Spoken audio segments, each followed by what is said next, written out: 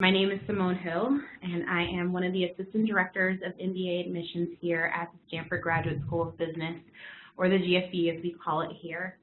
I am also an alum of the MBA program from the class of 2014. So as I said before, we're all really excited to have you on the call today, as this is the second year of the program for us here at the GSB. So I'll spend about 15 or 20 minutes talking to you all about the program and as well as the application process.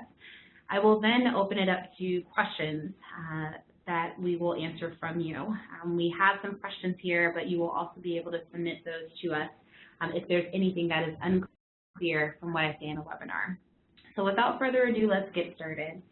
So one of the things that I always make sure I do before I dive into what this program is to give everyone just a little bit of background about me. So as I mentioned before, I am an alum of the MBA program here at the GSB, and this program is really near and dear to my heart and really important for us here as Stanford, as the GSB, and as the admissions team. So I personally, I came from a single-parent household. I was the first in my family to go to and graduate from college. I came from a low-income background, and I was lucky enough to have mentors in my life in programs such as this that really helped me to broaden how I thought about my goals.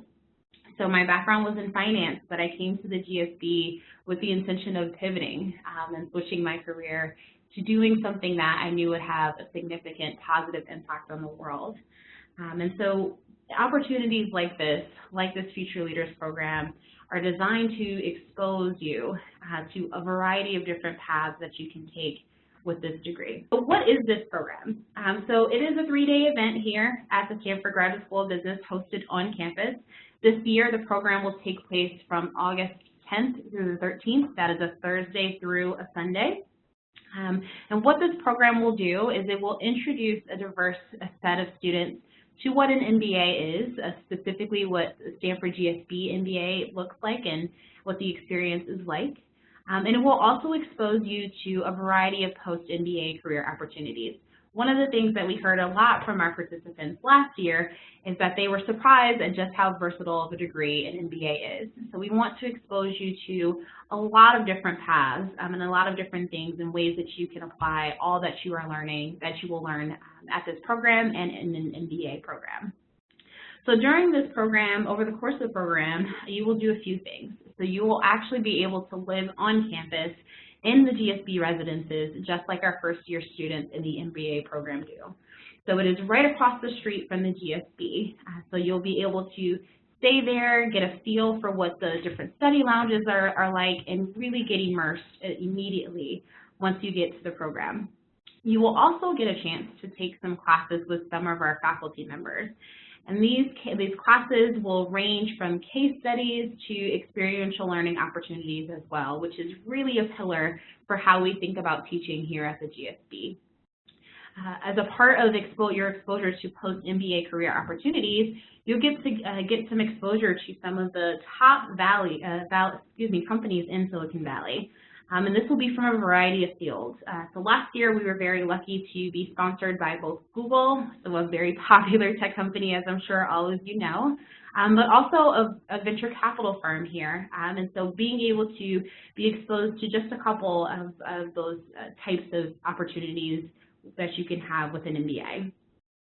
You will also learn more about our Stanford D School, or the Design School.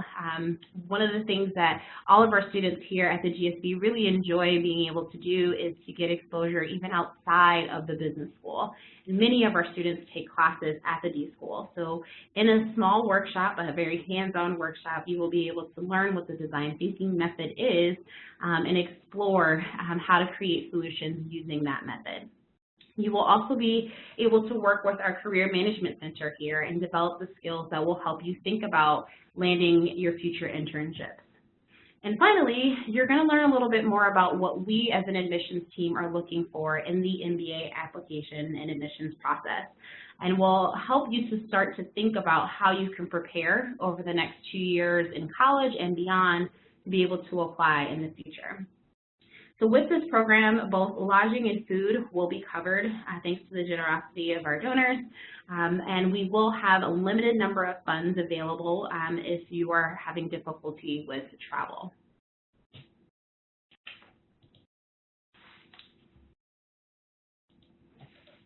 Okay.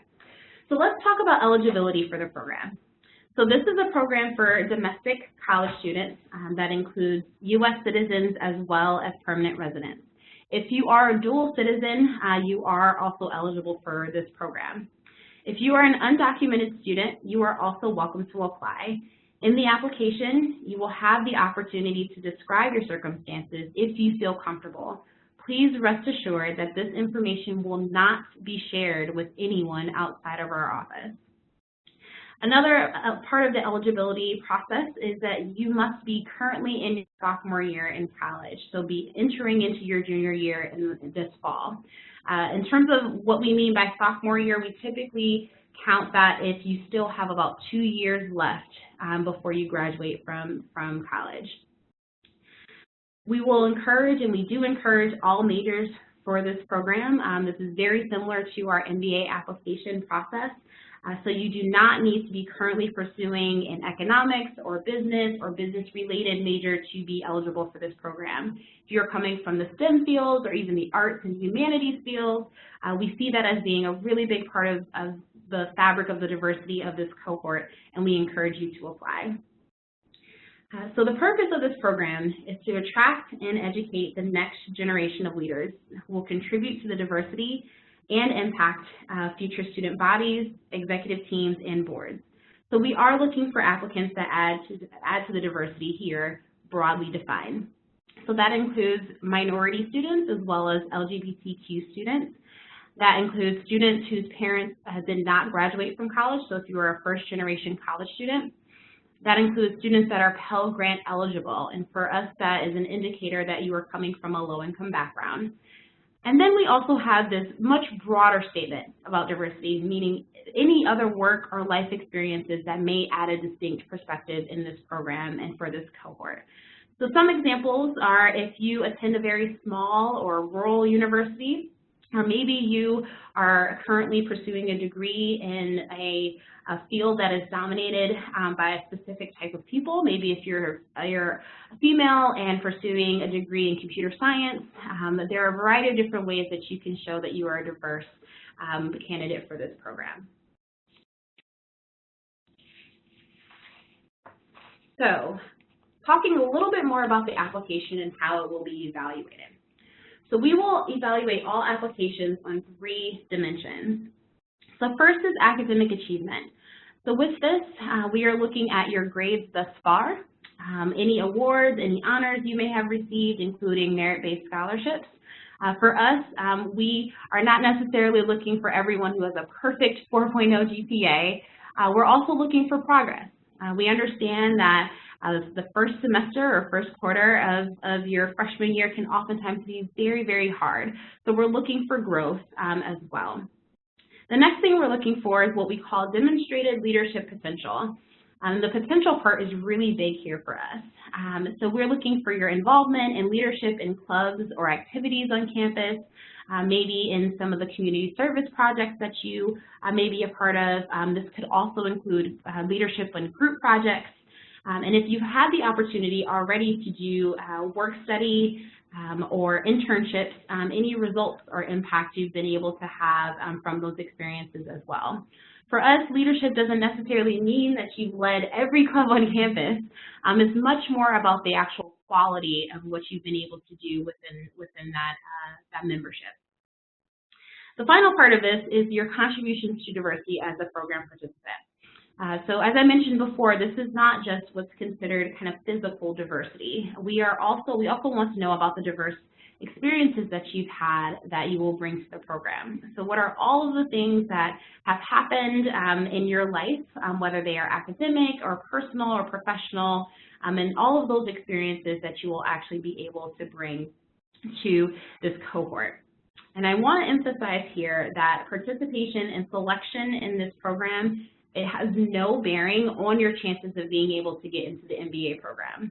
I just want to make sure that everyone understands that this is a completely separate application process.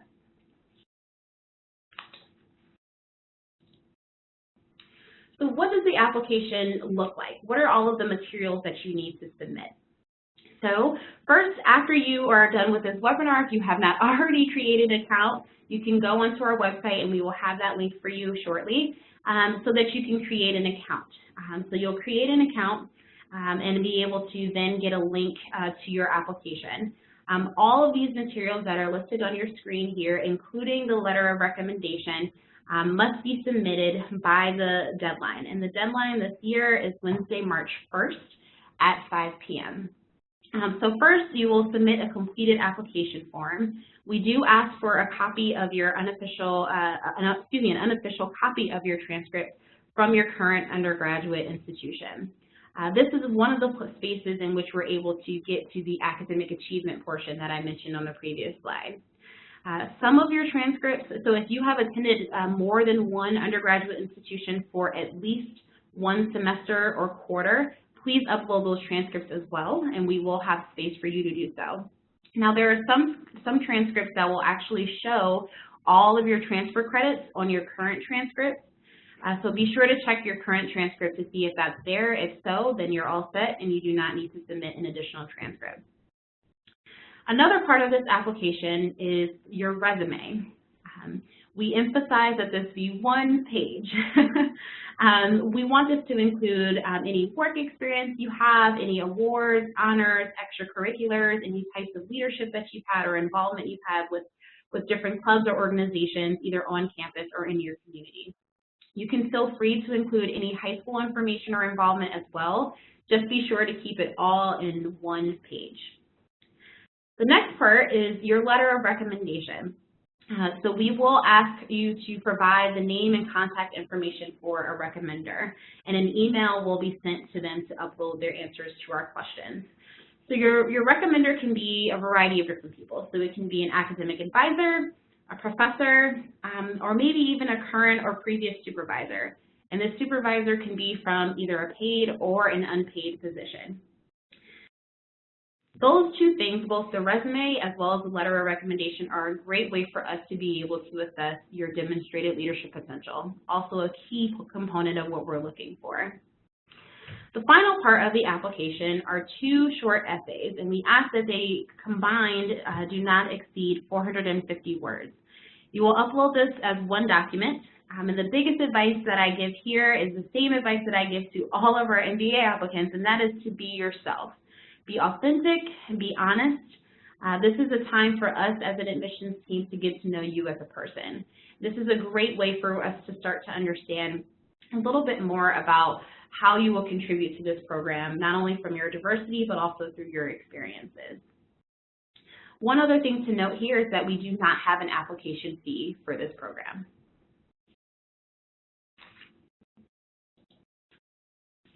So other quick questions. So how many students will we select? So this year we are planning to select up to 80 students for this cohort. And the timeline for selection and notification is listed on your screen. So as I mentioned before, all of your application materials, including your letter of recommendation, must be uploaded into our system and submitted by March 1st by 5 p.m. Pacific. We will then have a pretty quick turnaround. We'll read, and get back to you by the end of the month in March, so March 28th. And then again, the program dates will take place August 10th through the 13th. So now that I hope that you're extremely excited, how do you apply? So that link right on your screen will take you straight to our web page for the program, and as you see on the screen here, on that web page you will see the button to apply for that program, and that's how you'll be able to create an account with us. So we're really excited, again, that you are interested in this program, and we really hope to see your application soon. So now I want to open it up for questions. So Simone, why don't we start with some of the questions that were submitted in advance. And again, if you would like to submit a question, please do that via the chat box and our goal is to try to get through as many of these questions as we can. So first question, what makes a candidate for your program the most attractive? It's a great question. So the three dimensions that I mentioned before, so the academic achievement, demonstrated leadership essential, and contributions to diversity are the biggest things that we're looking for when we're selecting people for the cohort. So we are looking for people who are doing very well in school, again, looking for growth in your grades. It's okay, it's for us, it's not how you start, it's how you finish. So we're looking for that growth. Also candidates that are really great for our program. We can tell how interested they are in participating through how involved they are on campus already. So we see that in their resumes. Sometimes we get that in their letter of recommendation from an academic advisor or maybe even an internship supervisor. But we're able to see just how passionate they are and how involved they are. And for us, that's a good indicator that they'll be very engaged and involved in the program. And then the contributions to diversity. So at Stanford GSB and at Stanford as a whole, we see diversity in terms of diversity of perspectives, and we see diversity as being such a key component and fabric to the classroom experience. We believe you are able to grow so much when you are surrounded by people who have thought or think very differently than you. So we are looking for candidates that are coming from a variety of different backgrounds to really be able to enhance the classroom experience. I think you mentioned this, Simone, but just to confirm, somebody asked if the letter of recommendation is limited to employment or internship supervisors, or could it be supervisors from extracurriculars, and what about faculty? Yes, absolutely. It can sometimes come from a professor, from supervisors, from faculty advisors or academic advisors, or someone on campus that has been a mentor to you. Typically, what we will, the advice that we give is to think about the person who can really answer the recommendation question very well. So just to read this for you, what we are asking your recommenders is this. Tell us about a specific time that the candidate stepped up to take responsibility for him or herself, someone else, or a group of people. What was the situation? What did the candidate do? If the situation has been resolved, what was the outcome? So be very thoughtful when you're thinking about who, either on campus or in your work or professional life, can answer that question very well. And it sounds like it's very specific. Yeah. So somebody who really knows you well enough to give that specific of an answer. Can a student who is currently majoring in the arts apply to the program? This person says, I'm interested in arts administration. Absolutely. Absolutely. So this is very similar to our actual MBA process, where we see a variety of majors as adding to that diversity of perspective. So we definitely encourage students that are coming from the arts or from the science field, so STEM fields, as well as people who are currently pursuing business or business-related majors to apply. So everyone, regardless of your major, is absolutely encouraged to apply. And do you expect people to have past experience in leadership roles? It's a great question. So the way that we define leadership is less so about the title that you had. So again, you do not have to currently be leading numerous clubs or organizations or initiatives on campus. For us, it's much more about the impact that you've had. Sometimes that is just in a group project, and other times that is because you are mentoring or tutoring one other person. So leadership comes in a variety of forms for us, so it doesn't have to be what you may be considering traditional leadership, meaning I am leading a team, to be eligible for this program. We see leadership in a variety of different ways. Well, another point that I'll make about that, for us, leadership also includes personal leadership. So if there are situations in which you've had to deal with a lot of adversity or overcome a lot of obstacles, you being able to get to where you are in spite of that or overcoming that is also a great example of leadership for us. There's a couple of questions about the case study that they'll be doing in class. Can you talk more about what that case study might be? And someone is asking, is it more focused on domestic business problems or international? It's a great question. So it will vary. So we will have a couple of different classes throughout the weekend, and most of the protagonists or most of the situations will be very domestic focused, but some of them will be focused on strategy, some of them will be focused on trying to overcome a crisis. So it will be a variety of different types of examples of cases. And in addition to that, we take kind of the case study method even a step further here to include role plays. So having you actually become the protagonist and try to figure out how you, if you were in that person's shoes, would handle the situation as well. Another question, someone is asking, as a sophomore, what are some resources I should try to take advantage of in advance of attending the program, if I'm admitted? Yeah, so as a sophomore, I'll answer this both as before the program, and then I know that there's another question out there about before applying to the actual MBA program. So before attending and applying to the Future Leaders program, we encourage you to always do the things that most interest you.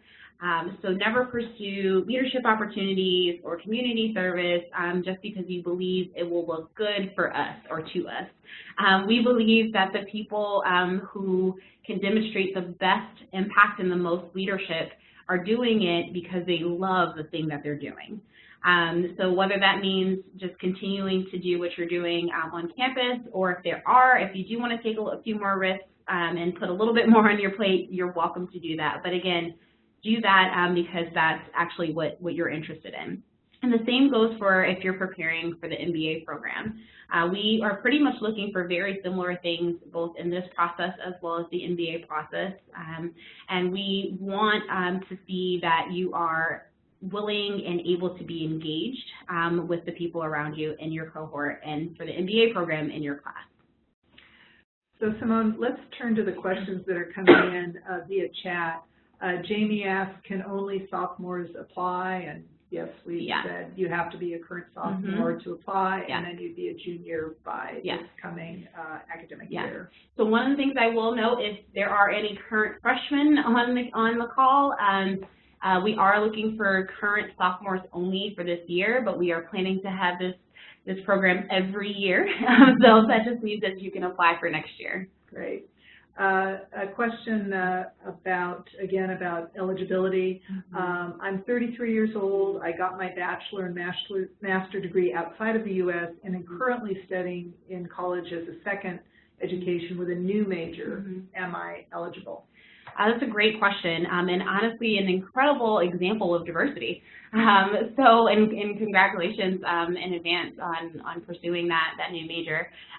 So for us, yes, you are eligible as long as you still have 2 years left in that degree program. So for us, it's not about age.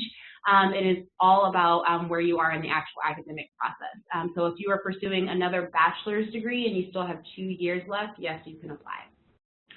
If I'm graduating in May 2018, when would be the best time to hand in my application? And I assume this person needs for the Future Leaders program. Okay, for the Future Leaders program, so you will still need to get that in by the March 1st deadline. If you are possibly talking about the MBA program, definitely check our website, and we have 3 different rounds for applications, and just check to see when's the best time for you given your time frame.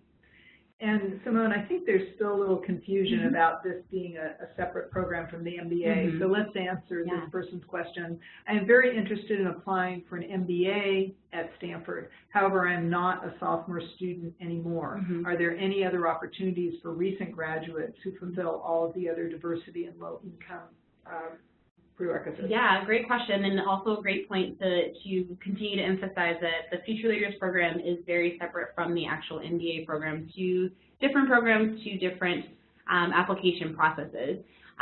So we do at Stanford actually have another program that does include recent graduates and is open to a broader number of students, and that is the Summer Institute for General Management here, or SIGM as we call it. So again, check out our website if you were to just Google Stanford SIGM, S-I-G-M, for anyone who is not currently a sophomore. You can definitely check that out. That also comes during the summer and is a longer program. I think this is probably a good time for us to remind people that we do accept applications to the MBA program from current college seniors. Yes, absolutely. So if you are currently a college senior and you are interested in our program, which we would be really excited about, we do accept MBA applications from current college seniors.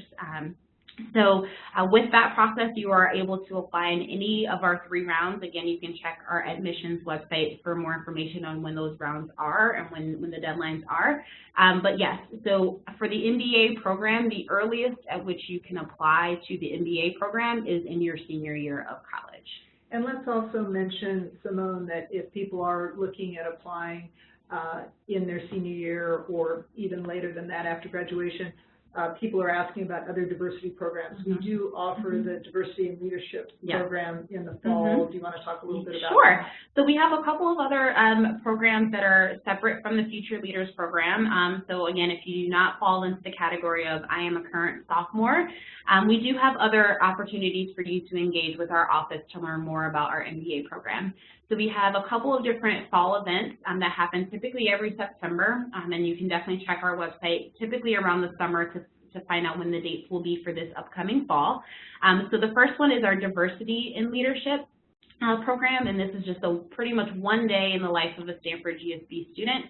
You will be able to take a class with a professor. You'll hear more about the application process and the experience. You will be able to hear a little bit about the experience from both alums and current students as well.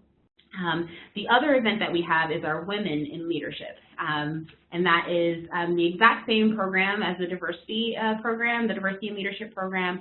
Again, one day long in the life of a GSB student, but specifically for women. And again, this would be an opportunity to learn about the program to prepare you to apply to the MBA program. Yes. Also, one thing to note, with those 2, we do not have an actual application. For those 2 events, you will just need to register to be able to attend. And there is no cost to the program, but you do need to get here on your own. Yes. Question from someone asking, if I live in Argentina, can I attend the program if they're a U.S. citizen? Yes, if you're a U.S. citizen or a dual citizen, then yes. I attended both a community college and now a state school. On my unofficial transcript, it doesn't show my grades from the community college. Do you need to see those or just the courses I took? It would be very helpful to see the grades, excuse me, from that. So if you could upload the transcript from that community college, that'd be great. Again, it can be unofficial. It doesn't have to be the official one. For our resumes, do you require references to be listed on the resume? Yes. So no, we do not require for you to give us any additional references other than the one recommender that will be submitting a letter of recommendation. If we're going to be doing a summer internship this coming summer, should we list that on our resume or not? Sure. We'd be happy to know more about what you're planning to do in the summer right before the program typically starts. Okay. Let's see. Looking through these questions. If a student is accepted into the program, what is one piece of advice that you give them in order to take full advantage of the program? That's a great question. Try to talk to every person that is in your cohort. I know 80 people may seem daunting for kind of a 3.5-day weekend. But it is well worth your time to try and get to know as many people as possible. These are what we believe to be the future leaders of the world. We assume these are the people who you will see multiple times throughout your professional career. So definitely try to get to know them very well. They will be coming from a variety of different backgrounds, majors, as well as schools and types of schools. So definitely try to immerse yourself with your cohort as much as possible. Can I still apply if I'm in my second year in school, but I have junior academic standing? Yes, that's a great question. So that happens quite frequently. So the rule of thumb for us is as long as you still have 2 years left until you graduate, then yes, you can apply. Being a low-income student myself, I've always felt at home at the current university I'm at because the income bracket is very working class. Were you able to find a community that you could relate to at Stanford? That's a great question. So yes, absolutely. So one of my favorite things about my experience as a student here at the GSB is that I both was surrounded by people who were very similar to me, but also surrounded by people who are very different from me. And so I definitely felt as if I had my safe haven, or I had my community of like-minded people here. So, for example, if I was having a bad day or anything, I knew exactly who to go to and knew exactly who would be able to commiserate with me. At the same time, I had people in my class who were still very close, that had a very different background from me. So as I mentioned, I came from a low-income background, and I had definitely had classmates that were very wealthy. And the experience of talking with them about their childhood versus my childhood and their experiences, I wouldn't trade that for the world. And it really ended up being such an incredible bond and a great testament to just the fabric of diversity here at the GSB.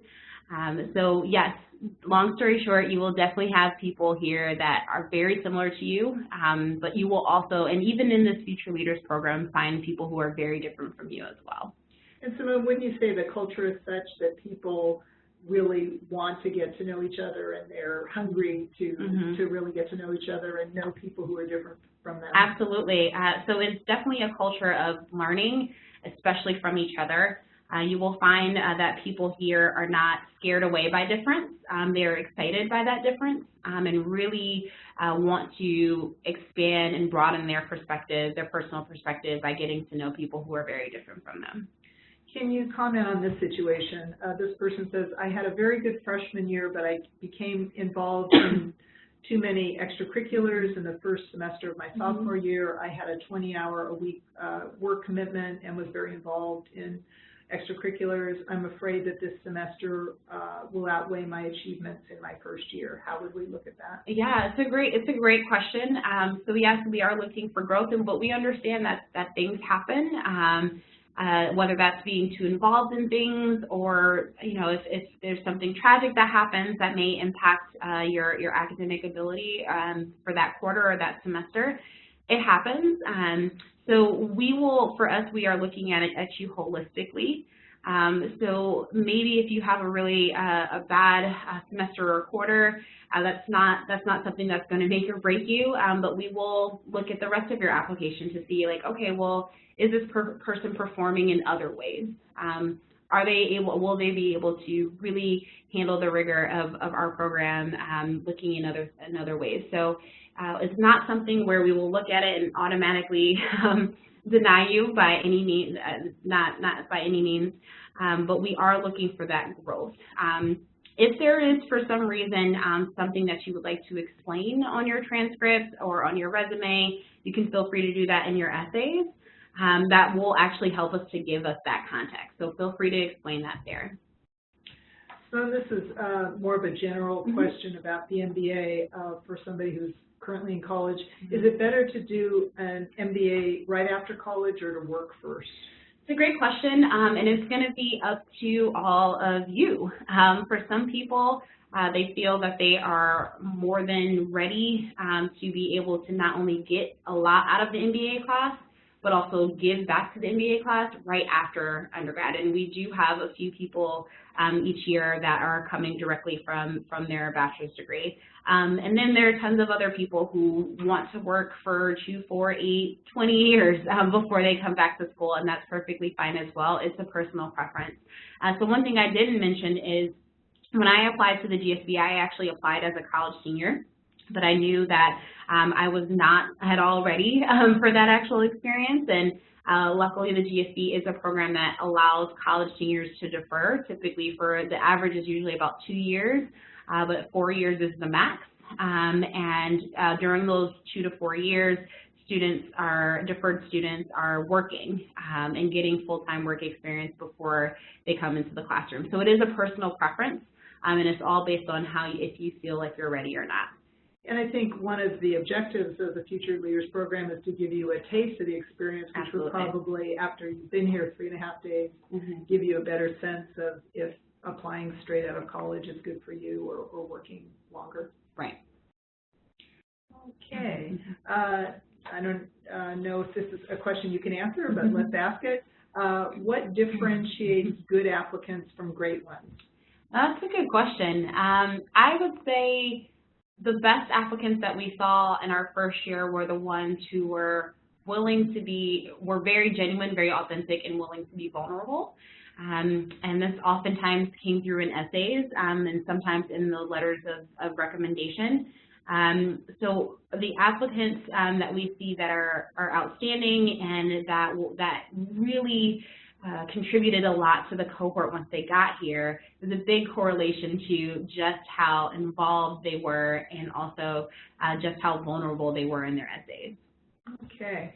Simone, we've gotten through the questions that have been submitted so far, so we just have a few minutes left. If you have other questions, please submit them via the chat box. While we're waiting for those questions to come in, let me ask you, Simone, last year was our inaugural year of this program.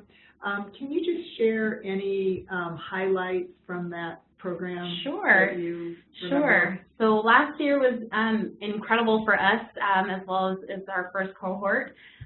So we were lucky to have people coming from a number of different states and schools. I believe we had about 56 different schools represented in our first cohort. And so some of the highlights for us, for me, I'd say, and for many of the students that participated, were taking a class here and being able to understand and really be immersed in what the case study and experiential learning experience is like at the GSB. So I'm not sure about all of you, but my college experience in undergrad was most of my classes were very lecture-based. And our program is very different. It's a very interactive class. It requires a lot of preparation before you even get to class so that you can actually participate. That's when the class is most vibrant, when everyone comes in prepared. So the students really enjoyed being able to challenge each other in class and challenge the professor sometimes and really expand their thinking as they really dug into the case. Another really cool thing that our students loved was doing the design school exercise. So we actually did this exercise not at the D School here, but at Google. So Google was lucky, was gracious enough, I should say, to host us on their campus. And we had an alum from the GSB who works at Google, but has also previously taught at the D School.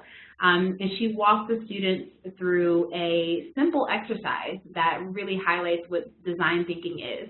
And so the problem, or the thing that they were trying to solve was the problem of giving the perfect gift.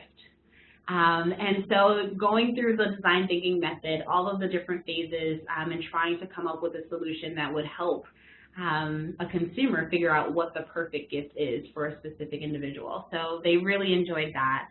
And then I think above all else, I would say they just love staying in Schwab. They love staying on campus and really being able to explore and chat with their cohort members. And it really made them feel as if they were actual students here. So it was pretty amazing how after 3.5 days they became such a tight-knit group. Absolutely. And they're still in touch with you. There's a very active Facebook group and very strong alumni group. Yes, absolutely. They are some of our best ambassadors for this year. I know a couple of people have from the cohort last year have emailed me saying that they're marketing this on our behalf, which we appreciate. I know a couple of people are actually doing kind of mini info sessions, information sessions on their campus. So we were very, very excited to see just how quickly the group gelled and how close they still are. Which is a lot like exactly, the MBA exactly experience. Like the MBA experience. Okay, Simone, let's take these last few. Could the recommender be a peer, mentor, or supervisor who is, for example, a senior in college? Yes, that would be perfectly fine. Okay. What is the biggest objective that you hope participants take away or learn from the program? That's a great question. So a couple of different things. So we really want this program to be aspirational for all of you. So our two biggest goals for this program are 1, exposure, and 2, preparedness. So for exposure, we want to expose you to what an MBA is, and specifically the Stanford GSB way of doing an MBA program. So we want you to get exposed to that and get excited about it, and again, also excited about all of the opportunities that come along with having that degree. The second part of it is the preparedness piece, and that's kind of the more tactical of, okay, now that we've all got you really excited about coming to the GSB, how do we make this a reality? How do we make sure that you are making the best of your time in your last 2 years of college and beyond. If you do not apply as a college senior, what are some of the things that you tactically should be thinking about and doing to make sure that you're prepared to either apply to us or even any other jobs that you want in the future. So that's a big takeaway, and I think above all else, we want all of the students that come here to see themselves here and to see themselves as a place in which they feel welcome, a place in which they can really grow into the leaders that they want to be. All right, last question. From your own experience, Simone, at the GSB, what is the greatest asset of studying business at Stanford? For example, the location, fellow peers, faculty. Yeah, so I believe our greatest asset is our community. And you will definitely see this even within the Future Leaders cohort. I believe Stanford is a top academic institution in terms of career opportunities. We are right in the middle of the Silicon Valley, where there's so many different career opportunities. All of those things are great, but in my personal opinion, I don't believe any of those things would be as great if we didn't have such a strong community. And that community is not just with students, that also includes our faculty who are really involved with our students, as well as our alumni. Our alumni come back quite frequently to participate in different things that we do here at the GSB. So I think the biggest asset that comes with coming to the GSB is the family that you graduate with. All right. Well, thank you, Simone, for your time going over the program, and thank you to all of you out there for your time and attention. If you have questions, specific questions about the program, you can email our office. And again, if you want to go directly to the information about the program, here is the link that will take you to the Future Leaders program page, as well as you'll find a button to start your application. And again, reminder, applications are due March 1st, 5 p.m. Pacific time. And we look forward to reading your application. Bye-bye for now.